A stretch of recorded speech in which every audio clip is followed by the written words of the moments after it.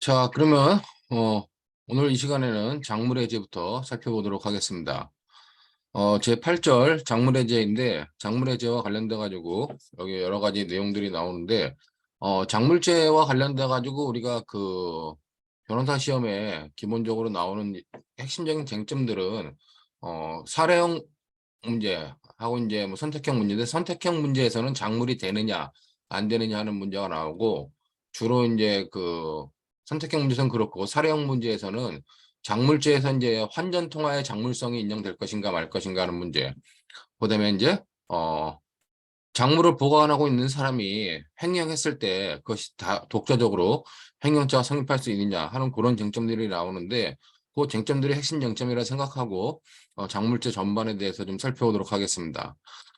작물제 개념 보면 여기 보면 재산범죄에 의하여 영득한 재물인 작물 이런 작물들을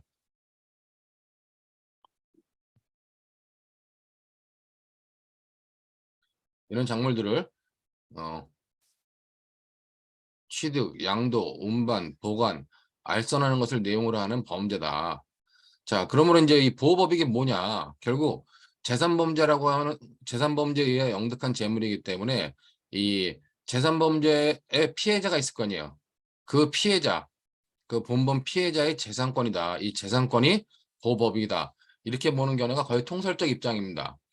근데 이제 과거의 견해 중에서 피해자의 재산권이 보호법익이 아니라 작물죄의 본질이 작물에 대한 피해자의 추구권, 즉 피해자가 어떤 재산 범죄로 인해서 어떤 재물들을 이제 뺏기게 됐을 때 그 뺏긴 재물들을 찾아올 수 있게 하는 추구권, 반환 청구권이 보호법익이다. 이렇게 보시는 견해도 있었어요. 근데 현재 이 김용호 선생님이 작년에 돌아가셔가지고 현재 이걸 주장하시는 분은 없다. 그렇기 때문에 그냥 보호법익은 본범 피해자의 피해자 재산권이다. 이렇게 보는 견해가 통설적 입장이다. 그렇게 보면 될 것 같고 보호의 정도와 관련돼 가지고 침해범이라고 보는 견해가 있는데 이 침해범이라고 보는 견해 이외에 위헌범설, 그다음에 개별설 해가지고 작물의 알선은 위헌범이지만 취득, 양도, 운반, 보관은 뭐 침해범이다 이렇게 나누는 견해도 있는데 뭐 각자의 견해에 따라 가지고 뭐 나눠진다 이 정도만 여러분들이 이해하면 될 것 같습니다. 자, 중요한 건 이제 작물죄의 본질인데, 작물죄의 본질 관련돼 가지고 작물의 성립 범위와 관련돼 가지고 현재 여러 가지 학설이 대립하는데 그 학설들 보면은 여기 보는 것처럼 뭐 추구건설, 그다음에 위법 상태 유지설, 그다음에 이익설, 흔히 말하는 공범설이라는 거, 그다음에 여기 보면 이제 결합설 이렇게 나오는데 현재 결합설의 태도가 여러분들이 생각할 때 결합설의 태도가 다수설과 판례의 태도다. 근데 이제 이 과거에 이제 견해 대립이 있었는데 이 추구건설이라고 하는 것은 위에서 봤던 것처럼 작물지의 보호법익이 추구권이다라고 보는 견해에 의했을 때 이 추구건설을 주장했던 거예요. 그러면 피해자가 점유를 상실한 재물에 대하여 추구 회복하는 것, 즉 피해자가 어떤 물건을 찾아오는 반환 청구권을 행사하는 것을 곤란하게 하는 것. 여기에 이제 작물지의 본질이 있다고 보는 겁니다. 자, 이렇게 보는 견해들은 자, 여기 보면은 이 뺏긴 물건에 대해서 반환 청구권을 행사할 수 있는 것을 곤란하게 하는 것이기 때문에 사법과의 통일적 유기적 해석을 도모하라는 견해입니다. 그러니까 공법 사법할 때 사법에서의 어떤 그 법질서와 통일적으로 해석하기 위해서 반환 청구권을 못하게 반환 청구권 행사 못하게 하는 것이 바로 작물죄의 본질이다 이렇게 보는 견해인데 즉 이 견해에 의하면은 반환 청구를 할 수 없는 것들은 작물이 안 돼요. 그렇기 때문에 불법 원인 급여물 여러분들이 알고 있지만 민법 746조에 의한 불법 원인 급여물은 반환 청구가 금지되고 있죠. 그렇기 때문에 그런 불법 원인 급여물이라 아니면 취소권이 소멸되거나 또는 해지권의 소멸로 취소 또는 해지할 수 없게 된 편취품. 자, 원래 취소권이 소멸되지 않으면 취소해가지고 물건을 돌려받을 수 있는데 그런 것들이 소멸됐다. 취소권이 소멸되거나 해지권의 소멸로 해지할 수 없게 된 편취품. 그다음에 시효가 완성된 물건, 시효가 완성된 물건은 이제 취득 시효가 완성됐다는 건데 그 완성된 물건은 결국 소유권이 이전되는 거죠. 그다음에 작물인 재물과 교환한 대체 작물. 대체 작물은 우리가 반환 청구권 행사할 수 없으므로 작물이 아니다. 그렇기 때문에 작물로 보는 범위가 굉장히 좁아지는데 우리나라 1970년대 판례라고 보면 될 것 같습니다. 근데 1970년대 판례는 이렇게 봤는데 현재는 추구권서를 주장하는 견해는 별로 없는 것 같아요. 자, 이에 대해서 이제 위법 상태 유지설은 뭐냐? 결국 이 피해자의 재산권이 보호법이기 때문에 그 본범에 의해 성립된 위법한 재산 상태, 그 피해자의 재산을 뺏어간 위법한 재산 상태를 합의하에 유지 존속하는 데 있다. 이렇게 보는 것이 위법 상태의 유지설 아니면 유지설이라고 하는 거예요. 그렇기 때문에 원래 소유자한테 있어야 대한 재물을 위법하게 다른 사람이 가져갔는데 그 위법 상태를 계속 유지시키는데 작물죄의 본질이 있다. 이렇게 보는 견해인데 이 견해는 사법적인 어떤 법률 관계하고는 다르게 형법 자체, 형법 독자적 입장에서 작물죄의 본질 및 성립 범위를 인정하는 견해다. 그렇기 때문에 이 위법 상태 유지설은 어떻게 보면은 불법 원인 급여물 같은 경우는 당연히 위법한 상태가 유지되기 때문에 작물이 되는 거고, 근데 우리가 지금 우리 작물죄에서는 재산 범죄로 취득한 작물에 대한데 이 위법 상태 유지설에 의하면 뇌물죄나 도박죄, 통화유조죄 같이, 즉 뇌물죄 같은 경우는 국가적 법익, 도박죄 같은 경우는 사회적 법익, 통화유조죄 사회적 법익인데 비재산 범죄에 의해 취득한 재물 이런 것들도 위법한 상태가 유지되기 때문에 작물이라고 보는 견해입니다. 그러나 이제 시효가 완성된 재물은 위법 상태가 아니라 소유권이 완전히 넘어가기 때문에 반환청구권도 인정 안 되고 관련돼 가지고 위법한 상태도 아니기 때문에 아예 작물이 아니라 보고, 이 대체 작물에 대해서는 위법 상태 유지설을 주장하는 견해에서도 견해가 대립돼요. 어떻게 보면 과거에 추구건설과 위법 상태 유지설의 대립이 있었는데 형법 독자적 입장에서 작물죄의 본질을 파악하는 위법 상태 유지설이 좀 더 타당한 견해다. 이렇게 이제 주장하는 바가 많았는데 그 이후에 이익설과 이제 결합설이 대립을 하게 됩니다. 이익설 같은 경우는 여름이 크게 불편은 없지만은 결합설 같은 경우는 뭐냐? 이 결합설 같은 경우 위에서 보는 것처럼 이 추구건설과 유지설, 즉 이 추구건설과 유지설을 결합해가지고 둘 다 작물죄의 본질이다 이렇게 보는 견해입니다. 근데 이제 이렇게 보는 견해에 의하면은 만약에 여기 보는 것처럼 여기 첫 번째 견해인데 작물의 인정 여부가 문제되는 경우, 자 그럼 작물성이 인정되는지 문제될 때 추구건설에 의해 판단할 것이냐 유지설에 의해서 판단할 것이냐에 대해서 정확한 선택 기준으로 제시하지 못하는 문제점이 발생한다는 겁니다. 그렇기 때문에 요즘 다수설적 입장은 여기 보는 것처럼 기본적으로 유지설의 입장을 원칙적으로 해요.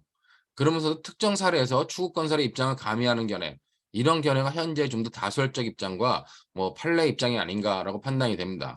그렇기 때문에 여기 보면 결론에도 형법 독자적 견제에서 작물죄의 본질을 파악하는 유지설의 입장이 기본적으로 타당하다. 저희가 이제 이렇게 정해놨는데 기본적으로는 유지설의 입장이 타당하지만은 지금 결합설 중에서 두 번째 견해인 유지설을 기본으로 하면서 작물죄 행위 타행 가운데 추후건설을 보완할 것을 요구하는 견해, 이런 견해도 형법 해석상 유용하기 때문에 이 다수설적 견해인 결합설의 입장이 현재에서 좀 더 타당하다. 이것도 타당하다. 이렇게 여러분들이 이해하면 될 것 같습니다. 자, 이 작물죄의 본질 관련돼 가지고 이 두 가지 견해, 특히 추후건설과 유지설의 대립관계, 그다음에 결합설의 입장, 이런 것들은 여러분들이 정리를 해야 되고, 자, 그러면 우리 작물죄의 구성 요건을 보면은 여기 보는 것처럼 기본적으로 작물죄, 즉 작물을 취득, 양도, 운반, 보관하거나 이런 것들을 알선하는 것들을 처벌하는 작물죄가 기본적인 구성 요건이고, 그다음에 이에 대해서 이런 작물범들을 상습으로 하면 작물죄를 상습으로 하면은 처벌되는 상습범 처벌 규정이 있습니다. 그 이외에 업무상 과실로 인해서 작물죄를 범하는 업무상 과실 작물죄, 중과실에 의한 중과실 작물죄가 있고, 단지 단순 과실범에 의한 과실 작물죄는 처벌하지 않는다. 그렇다면 여기 보는 것처럼 단순 과실죄는 처벌하지 않는다. 그런 의미로 여러분들이 이해하면 될 것 같습니다. 자, 그다음에 이제 작물범 관련돼 가지고 이렇게 친족 간의 범행이라고 하는 독특한 규정이 있죠. 우리가 친족 상도례와 관련돼 가지고는 328조 1항 2항이 적용되는데 작물범은 관여자들이 3명이잖아요. 그렇기 때문에 여기 작물범이 있고 여기 피해자가 있어요. 자, 그리고 여기 본범이 있다.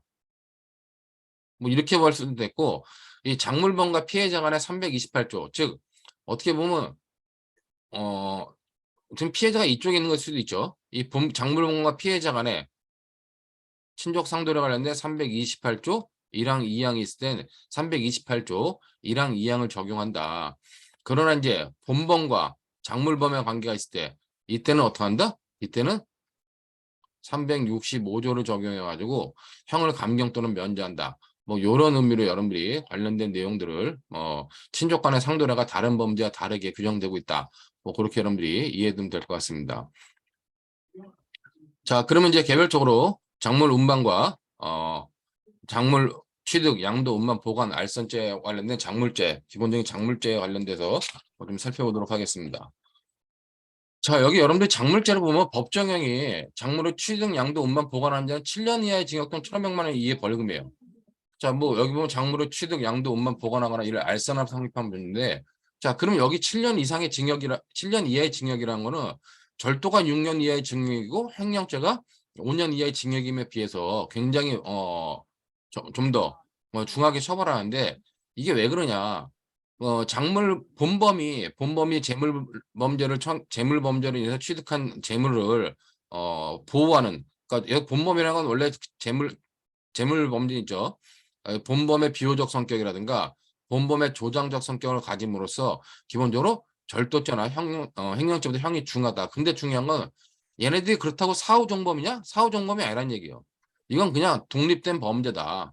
그러니까 작물 범죄는 본범이 피해자로부터 얻은 재물을 갖다가 뭐 성격적으로는 본범 비호적 성격, 본범 조장적 성격이 있지만은 이 독립된 범죄 유형을 처벌하고 있는 거다. 그런 의미로 여러분들이 이해하면 될 것 같고, 법정형이 더 무거운 이유는 이런 본범 조장적 성격이나 비호적 성격 때문에 그렇다. 그렇게 작물범에 관련된 내용들을 살펴보면 될 것 같습니다. 자, 그러면 우리가 구성요건 요소를 보면은 구성요건 요소와 관련된 가지고 문제되는 것들을 보면은 먼저 뭐 주체 문제. 자, 주체 문제는 기본적으로 여기처럼 본범의 정범을 제외한 모든 자, 이런 사람들이 주체가 될 수 있고, 그다음에 관련돼 가지고 객체 같은 경우는 자, 작물이다. 이 작물은 재산범죄에 의해 영특한 재물이에요. 그렇다면 이것들을 우리가 객체로 보고, 그다음에 이제 관련돼 가지고 행위라고 하는 것들, 뭐 실행 행위는 자 여기 보는 것처럼 취득, 그다음에 양도, 운반, 보관, 그다음에 이제 알선이라고 하는 각각의 행위가 있게 됩니다. 그다음에 이제 작물범 관련된 주관적 구성 요건 요소 고의가 있다.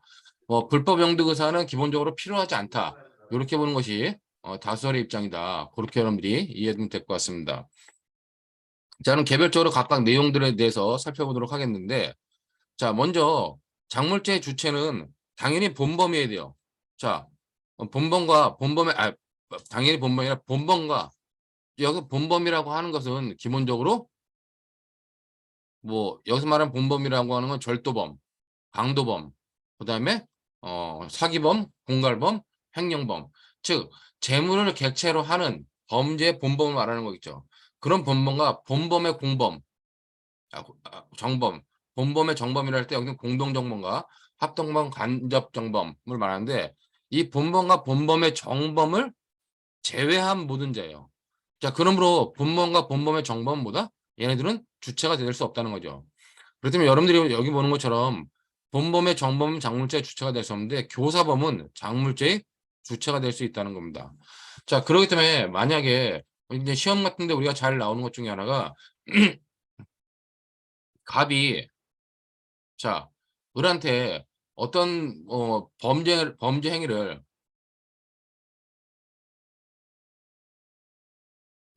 지시했어요. 지시해가지고 얘가 기본적으로 무슨 절도 범죄를 했다. 절도 행위를 했는데 이 절도 행위로 인해서 어득한 재물이 있을 거 아니에요. 이 재물을 갑이 취득하게 되는 경우, 이 갑과 을의 행위가 갑의 지시가 이 갑의 이 지시라고 하는 것이, 이것이 만약에 교사로 인정된다. 자, 교사로 인정되면은 이 을은 뭐요? 절도범이고 갑은 절도의 교사범이 돼요. 그다음에 이제 을이 절도해서 얻은 재물을 갑이 취득했다. 그럼 얘는 절도 교사범에 의해 작물범이 된다는 겁니다. 작물 취득자가 성립하죠. 근데 이것이 교사범이 아니라 이 지시가 만약에 뭐 기능적 행위 지배를 통한 공동정범이었다. 공동정범이었으면 어떡합니까? 이때는 갑과 을은 절도죄의 공동정범이고, 을이 절취하여온 물건을 갑이 같이 취득하더라도 공동정범 내부에서의 어떤 그 범행 물건에 대한 배분이기 때문에 그건 독자적으로 따로 작물자가 성립하지 않는다. 그러니까 요런 핵심적인 쟁점들이 우리가 사회 문제 풀다 보면 항상 헷갈리는데 얘의 갑의 을에 대한 지시행위가 이것이 교사 행위냐 공동정범의 행위냐에 따라 가지고 갑한테 작물취득자가 성립하느냐 안 성립하느냐 문제가 발생하기 때문에 요 구분을 여러분들이 잘 해두시면 될 것 같습니다. 여기 보면 이제 관련돼 가지고 밑에 판례 하나 나오는데 판례를 보면은 자, 뭐 여기 형일 요즘 보면 작물이라 하면 재산범죄에 의하여 영득한 물건을 말하는 것이다. 그러므로 여기서는 재산범죄에서 말하는 재산범죄는 뭐냐? 절도, 강도, 사기, 공갈, 횡령에 의해서 영득한 재물을 말한다. 그리고 이제 관련해서 여기서 이 그럼 재산범죄에서 본범의 즉 본범의 법적 평가와 관련돼 가지고 본범 행위에 관한 법적 평가는 그 행위에 대하여 우리 형법이 적용되지 아니하는 경우에도 우리 형법을 기준으로 하여야 한다. 자, 이게 무슨 말이냐면 만약에 이제 요 케이스가 뭐냐면 좀 이따 보겠지만은 외국에서의 어떤 그 리스한 물건들을 국내로 수입했을 때 수입한 사람이 과연 작물자가 될 수 있겠냐는 겁니다. 자, 그렇다면 여기 보는 것처럼 본범의 행위에 대한 법적 평가는 그 행위에 대하여 우리 형법이 적용되지 아니하는 경우에도 우리 형법을 기준으로 해야 된다. 왜냐면 본범의 행위가 우리 형법에 비추어 절도죄 등의 구성요건에 해당하는 위법행위라고 인정되는 이상 이에 의하여 영득한 재물은 작물죄에 해당한다. 그렇게 보면 될 것 같고 여기 보면 이제 어떤 케이스냐면 요 사안은 자, 자동차 수입업자인 피고인이 리스 기간 중인 위 리스 이용자들이 임의로 처분한 리스 계약의 목적물인 차량들을 수입했어요. 자, 그럼 이 리스가 어디에서의 리스냐? 이게 한국에서의 리스가 아니라 미국 캘리포니아 주에서의 리스였어요. 여기처럼 미국 캘리포니아 주에서 리스 회사로부터 리스를 한 리스 이용자들이 있을 거 아니에요. 근데 그 리스 이용자들이 리스 회사의 리스 차량을 갖다가 팔아먹으면 횡령죄가 성립하죠. 그렇기 때문에 그와 관련돼 가지고 미국 법에서는 어떻게 보는지 모르겠지만 그런 경우에 한국 법은 횡령죄로 보기 때문에 그때 그걸 판단하는 건 한국 법에 의해야 된다라고 하는 것을 판단하면 될 것 같고 그리고 이제 관련돼 가지고 뒤에 계속 보면은 이런 사안에서 국제사법에 따라 위 리스 계약에 적용될 중거법인 미국 캘리포니아 주법에 의하면 위 차량들의 소유권은 리스 회사에 속한다. 자, 그러므로 리스 이용자들은 리스 회사에 대한 관계에서 위 차량들에 대한 보관자로서의 지위가 인정된다. 즉 타인 소유 자기 점유물이죠. 리스 차량에. 근데 그 리스 이용자들이 위 차량을 임의로 처분한 행위는 형법상 횡령죄의 구성요건에 해당하는 위법한 행위로 평가된다. 이거는 어느 나라에서 그렇게 평가하는 거예요? 한국에서. 즉 그 리스 회사 소유권이 있는 차량을 리스 이용자들이 자기들이 점유하는 것들을 처분하는 행위는 한국 형법상 횡령죄에 해당한다는 겁니다.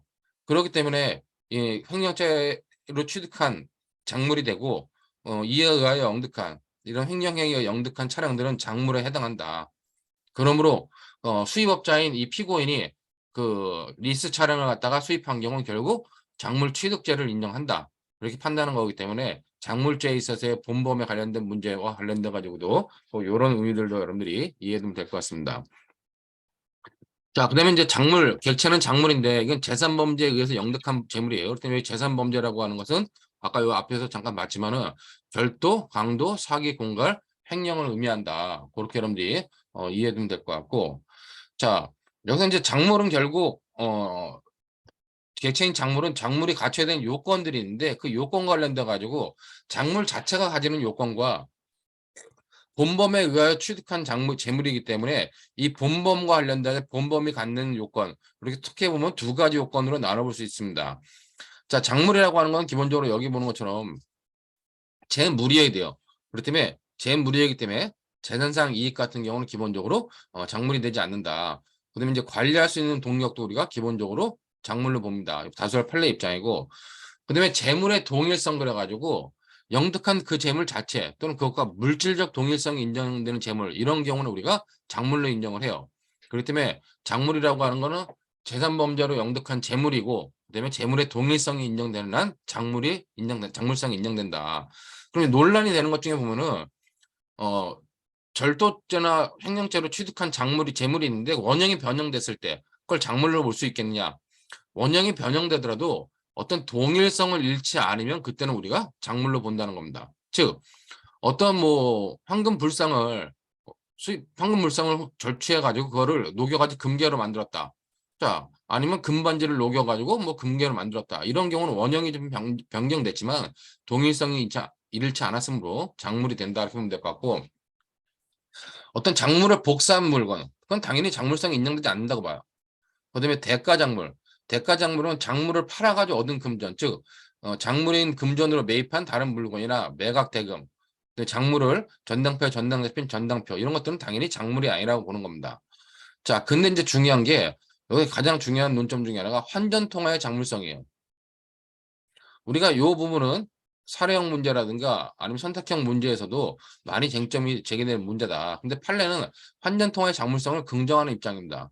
즉 환전통화, 즉 은행에다가 내가 뭐 100만 원을 절취했는데 은행에다 100만 원을 입금했다가 100만 원짜리 수표를 찾거나, 아니면 10만 원짜리 수표 10장을 절취했는데 그거를 은행에 넣었다가 현금으로 찾거나, 즉 현금으로 했던 거를 다른 현금으로 찾거나, 아니면 수표로 취득하는 것들을 현금으로 하거나, 그 반대인 경우, 이런 경우에도 과연 작물성이 인정되겠느냐 관련돼 가지고, 뭐 긍정설 입장에서는 그 금전이라고 하는 거, 통화라고 하는 거는 재물의 동일성보다는 가치 취득에, 가치에 어떤 중점이 있으므로 장물성이 유지된다. 그러나 이제 반대 입장에서는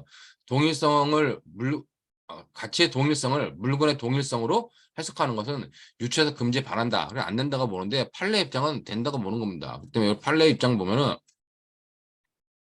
자, 금전은 고도의 대체성을 가지고 있어 다른 종류의 통화와 쉽게 교환할 수 있다. 그렇기 때문에 또 있고, 그 금전 자체는 별다른 의미가 없고, 금액에 의해 표시되는 금전적 가치가 거래상의 의미를 가지고 유통되고 있는 점. 자, 금전 자체가 중요한 게 아니라 표시되는 금전적 가치가 거래상의 의미를 가지고 유통되고 있는 점. 이런 것들을 볼 때 작물인 현금을 은행기관에 예금 형태로 보관하였다. 이를 반환받기 위하여 동일한 액수의 현금을 인출한 경우, 예금 계약의 성질상 인출된 현금은 당초의 현금과 물리적 동일성은 상실됐지만, 자, 액수에 의하여 표시되는 금전적 가치에는 아무런 변동이 없으므로 작물세의 성질은 그대로 유지된다. 그러므로 작물이 딴다. 그렇게 여러분들이 이해하면 될 것 같습니다. 그렇기 때문에 뭐 우리가 사령 문제 많이 나오는 케이스 같은 경우가, 갑이 절도로서 절취한 무슨 뭐 현금이 있었어요. 근데 현금을 은행에 넣었다가 수표로 찾아와가지고 자기 애인인 을한테 이거를 보관시켰습니다. 근데 을은 갑이 그 돈이 절취해가지고 생긴 돈이라고 알았을 때, 그랬을 때 과연 그 은행에다 넣었다 뺀 돈이 작물성이 유지되겠느냐? 작물성이 유지된다면 갑은 절도죄이지만 을은 뭐요? 을은 작물 보관죄가 성립할 수 있다는 겁니다. 그렇기 때문에 이런 판례를 가지고 그런 사례형 문제가 제기될 수 있으니까 그렇게 보면 될 것 같고, 작물 관련돼 가지고 요건으로 나오는 것좀 작물이 아닌 것들 보면 뭐냐, 여기 보면 수뢰죄, 문서죄, 통화죄, 유가증권 위조죄, 도박죄, 마약범죄, 윤락범죄, 다 이런 거는 뭐요? 얘네들은 작물이 아니에요. 왜 작물이 아닙니까? 얘네들은 기본적으로 재산범죄로 취득한 것들이 아니라는 겁니다. 그렇기 때문에 얘네 관련된 얘네들은 형법상에서 말하는 우리가 재산범죄가 아니다. 그렇기 때문에 얘네는 재산범죄가 아니기 때문에 작물죄에서 말하는 작물에는 해당하지 않는다. 그런 의미로 여러분들이 이해하면 될 것 같습니다. 자, 그 다음에 이제 본범과의 관계가 나오는데, 본범과의 관계라는 건 이제 그 재물을 취득한 절도, 강도, 사기, 공갈, 횡령범을 말하는 거죠. 자, 본범 관련돼 가지고 본범은 기본적으로 여기 보는 것처럼 재산범죄로 영득한 재물이어야 돼요. 재산범죄로 영득한 재물이어야 되기 때문에 기본적으로 본범 같은 경우는 여기에 해당해야 된다. 그다음에 이제 요 판례를 보면은 유가증권 위조죄, 유가증권 위에 보면 유가증권 위조죄, 유가증권은 뭐요? 유가증권 위조죄, 유가증권은 사회적 법익에 관련된 거로 작물이 아닙니다. 근데 그런 유가증권을 절취했다는 뭐요? 절취한 유가증권은 절취한 위조 유가증권은 작물이 된다고 보는 겁니다. 그렇기 때문에 스키장에서 리프트 탑승권 발매기를 전산 조작하여 위조한 탑승권을 발매하기 위해서 뜯어간 행위. 자, 위조한 탑승권을 위조한 자체는 뭐예요? 위조한 거는 유가증권 위조죄가 성립하는 겁니다. 근데 그 위조한 유가증권을 탑승권을 통해서 발매한 다음에 그 발매에 뜯어가는 행위는 뭐냐? 이 탑승권 위조 행위와 위조 탑승권 절취 행위가 결합된 것이다. 그러므로 위조 탑승권은 작물에 해당한다라고 판단한 겁니다. 그렇기 때문에 여기 관련돼가 이 부분, 리프트 탑승권 발매기를 전산 조작하여 위조한 거, 이거는 위조행위야. 유가증권 위조죄지만 여기 뒤에 표시되는 탑승권을 발매기에서 뜯어간 행위. 이거는 절도죄에 해당하는 거다. 위조 유가증권의 절도죄에 해당하기 때문에 그 위조 유가증권은 절도죄로 취득한 재물로서 작물에 해당한다. 그런 의미로 여러분들이 이해하면 될 것 같습니다.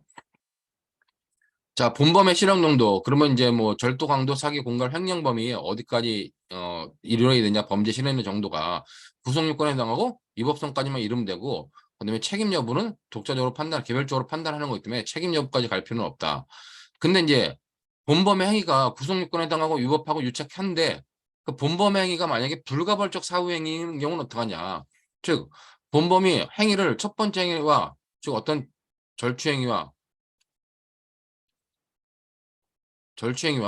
그 이후에 두 번째 행위인 불가벌적 사후행위를 했다. 자, 앞에 건 절도죄고 불가벌적 사후행위는 처벌하지 않겠죠. 그러나 이런 경우라도 이 불가벌적 사후행위로 인해서 누군가가 어떤 재물을 취득했다. 그럼 이 취득했다는 부분은 바로 작물 취득자가 성립한다. 그런 의미로 여러분들이 이해하면 될 것 같습니다. 자, 그렇기 때문에 여기 보는 것처럼 작물이라 하면 재산범죄로 인해 취득한 물건 자체를 말하므로 자, 재산범죄를 저지른 이후에 별도의 재산범죄 구성권에 해당하는 사후행위가 있었다면 비록 그 행위가 불가벌적 행위로서 처벌 대상이 되지 않는다 할지라도 그 사후행위로 인하여 취득한 물건은 재산범죄로 인해 취득한 물건으로서 작물이 될 수 있다. 그런 의미로 여러분들이 받으면 될 것 같고, 자, 그다음에 컴퓨터 사용 사기죄 범행으로 어떤 예금 채권을 취득했다.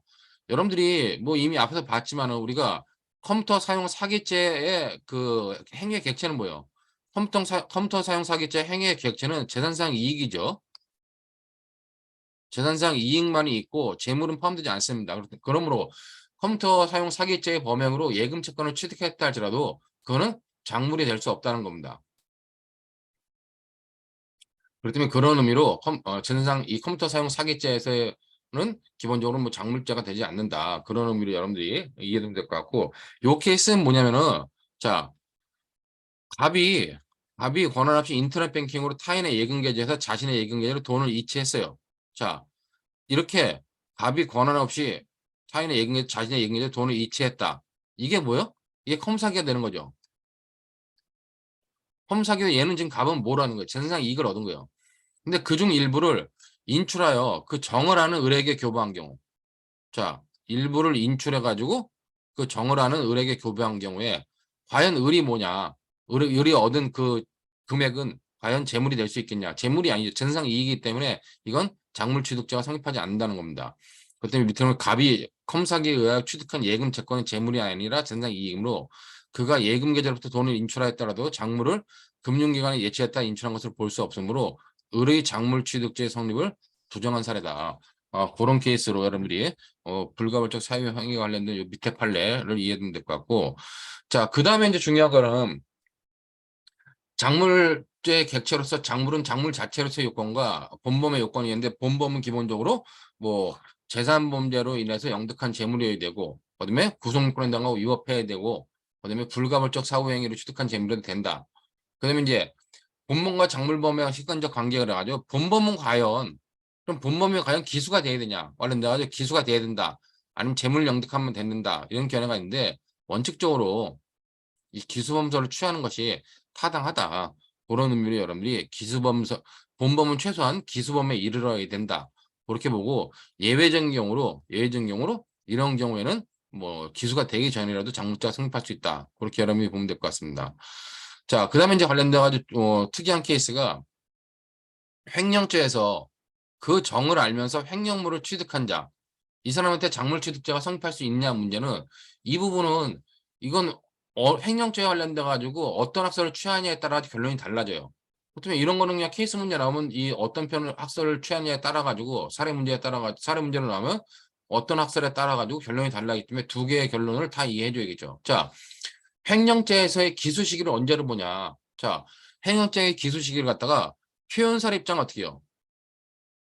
표현사의 입장이 판례 입장인데 표현사의 입장에 의하면 횡령의 의사를 외부로 표시하면 어떻게 해요? 외부에 표시하면 그때 기수가 돼버리는 겁니다. 자, 그러면 횡령물을 내가 횡령하겠다 외부에 표시되면 기수가 되고 기수 위에 횡령물을 취득한 사람 뭐요? 그래서 그 재물은 작물이 되므로 그것을 다시 취득하는 사람, 다시 취득하는 악의의 매수자는 작물 취득자가 성립한다는 겁니다. 근데 표현설 입장이 아니라 실현설 입장, 즉 표현설 입장은 판례 입장이고 이 실현설 입장은 좀 다수설의 입장이죠. 자, 다수설의 입장에서는 본범의 재물 영득이 현실화되지 않은 단계, 즉 그 횡령을 통해 가지고 횡령 행위를 통해 가지고 관련돼 가지고 본범이 재물을 취득해야 되는데 그 재물을 취득이 현실화되지 않은 단계에서는 횡령죄가 아직 기수에 이르지 않았기 때문에 거기에 가담한 악의의 제3 매수자, 악의의 매수자는 횡령죄 공범이 성립할 뿐이다. 그런 의미로 횡령죄의 성질을 갖다가 횡령죄 기수 시기를 어떻게 보냐에 따라 가지고 작물죄 성립 범위가 달라진다. 뭐 그런 의미로 여러분들이 받으시면 될 것 같습니다.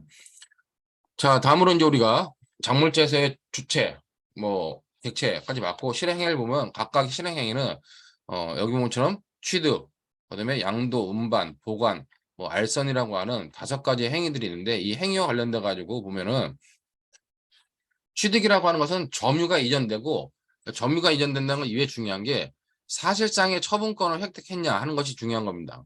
그렇기 때문에 보관도 점유가 이전돼요. 밑에 보면 보관이 나오는데 보관과 취득의 차이점이 뭐냐? 둘 다 점유가 인정되는데 사실상 처분권을 획득하면은 취득이 되는 거고 사실상 처분권을 획득하지 못하면 그냥 점유 보관이 될 뿐이다. 그렇기 때문에 밑에 판례도 보면 취득이라 하면 점유를 이전받아 가지고 사실상의 처분권을 획득하는 것을 말한다. 뭐 그런 의미로 여러분들이 이해해 두시면 될 것 같고 자 양도라고 하는 건 뭐냐? 현실적 점유를 이전하는 거 이걸 양도라 그래요. 그렇기 때문에 장문인 정을 알지 못하고 취득한 후에 그 정을 알면서 제3자에게 수여하는 거. 그럴 때는 작물 양도죄가 성립한다는 겁니다. 왜냐면 처음부터 작물인 정을 알고 취득하면 작물 취득자가 성립하고 작물 취득자가 성립하면 그 이외에 양도 보관, 뭐 운반 이런 것들은 다 작물 취득죄의 포괄 일죄로서 작물 취득자만 성립하기 때문에 기본적으로 이렇게 작물인정을 알지 못한 상태에서 나중에 작물인정을 알고 넘기는 경우에 작물 양도죄가 성립한다. 그렇게 보면 될 것 같고 운반이라고 하는 건 작물의 소재를 장소적으로 이전하는 거다. 자, 근데 이제 보면 본범이 어, 물건을 절취하거나 횡령한 본범이 스스로 작물을 운반하는 거. 이거는 작물 운반죄가 성립하지 않아요. 근데 이제 제3자가 본범과 같이 공동의 작물을 운반하면 어떠냐. 이 본범은 작물죄가 성립하지 않죠. 그러나 이 제3자는 얘는 작물을 운반하기 때문에 작물죄, 작물 운반죄가 성립한다. 그런 의미로 여러분들이 받으면 될 것 같습니다. 그렇기 때문에 여기 이제 뭐 가끔 나오는 케이스가 자 피고인이 본범이 절취한 차량이라는 정을 알면서도 본범 등으로부터 그들의 차량 이용을 그들이 차량을 이용하여 강도를 하려 함에 있어 차량을 운전해달라는 부탁을 받고 위 차량을 운전해 준 경우 자 이런 경우는 뭐냐 피고인은 강도 예비죄 강도를 도운 강도 예비죄 이외에 작물 운반의 고의를 가지고 위 자동차 작물인 자동차를 운전하기 때문에 그거는 작물 운반의 고의를 가지고 위와 같이 행위를 하였다라고 보는 것이 타당하다. 그렇기 때문에 강도 예비와 작물 운반의 죄에 실제 경험이 된다. 그 정도로 여러분들이 받으면 될 것 같습니다. 자, 근데 보관은 아까 우리가 취득과 관련돼 가지고 봤을 때 취득과의 구별이 문제인데 실제로 구별이 문제를 하지만 사실상의 처분권 취득이 없다. 이런 점에서 취득과 구별된다. 그렇기 때문에 여러분들이 여기서 잘 봐야 되는 것 중에 하나가 밑에 보면 작물인 정을 모르고 작물을 보관했어요. 자, 그 후에 작물인 정을 알게 됐다. 자, 그 정을 알고도 이를 계속 보관하는 행위는 작물죄로 구성하는 거다. 이때 작물죄로 구성하는 건 뭐예요? 이때 작물죄는 결국 작물 보관죄로 구성하는 거죠. 그러니까 처음에 작물을 취득할 때, 작물을 보관할 때, 작물인 줄 몰랐다. 나중에 알고 보관했다? 그러면 작물 보관죄가 성립하는 거예요. 근데 이제 문제는 뭐냐?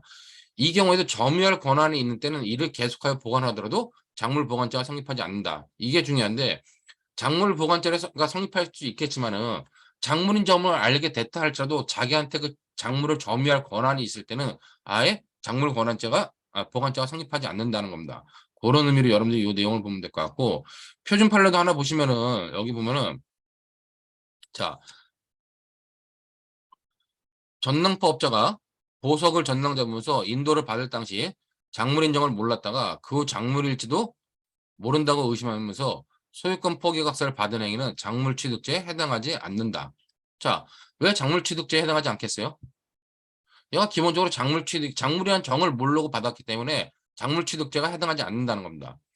자, 그럼 작물보관자가 성립할 수 있지 않겠냐. 근데 전당포 영업자가 대여금에 담보로 보석을 전당 잡은 경우에는 이를 점유할 권한이 있는 때에 해당하여 작물보관자 역시 성립하지 않는다. 그래서 이 케이스를 잘 봐야 되는 게 처음에 취득할 때 작물을 취득할 때 작물 인정을 몰랐다. 그럼 작물 취득죄에 해당하지 않는다는 겁니다. 그럼 작물 보관죄에 해당할 수 있겠는데 그럼 보관할 권리가 있다. 보관할 권리가 점유할 권한이 있을 땐 역시 작물 보관죄 역시 성립하지 않는다. 그렇기 때문에 이런 대법원 판례, 표준 판례를 놓고 보관죄와 취득죄의 관계를 여러분들이 이해해 두시면 될 것 같습니다. 자, 알선죄가 있는데 알선은 이렇게 취득 운반 보관을 매개해 주거나 매개하거나 주선하는 행위를 우리가 알선이라고 그래요. 근데 이거는 이제 학설들이 막 대립을 하는데 자, 알선만으로는 부족하고 알선 이후에 알선에 관련된 계약이 있어야지 기수가 된다. 이런 견해도 있고 야, 계약 체결만으로는 안 돼. 실제 알선의 행위까지 있어야 돼. 그래야지 기수야. 이렇게 보는 견해가 있고 야, 그런 뭐 알선, 계약, 알선 행위 그런 거 필요 없고 알선의 결과로서 점유 이전까지 있어야 된다. 이런 견해가 있는데 이건 학설의 대립이고 제가 볼 땐 별로 의미가 없어요. 이거는. 이거 별로 의미가 없고 판례가 뭐라 보냐. 판례는 자, 여기 보는 것처럼 작물의 취득 양도 우만 보관을 중개하거나 편의를 도모한 이상 계약 성립이나 점유 이전이 없더라도 그냥 알선죄가 성립한다는 겁니다. 그렇기 때문에 이 작물죄에 대해서 이게 뭐 위헌범의 입장을 보는 거죠. 이제 판례 입장을 이렇게.